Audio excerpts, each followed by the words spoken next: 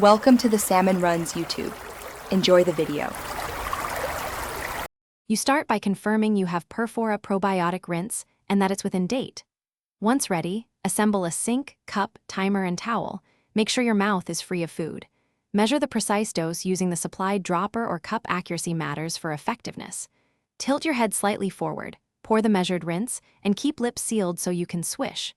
Begin a slow, deliberate rinse. This first action primes the oral surfaces to receive the probiotic organisms.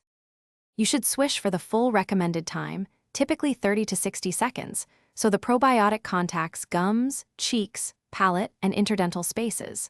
Once done, breathe through your nose to keep the throat relaxed and slowly move the liquid between teeth and into any pockets where bacteria accumulate. Make sure not to gargle harshly.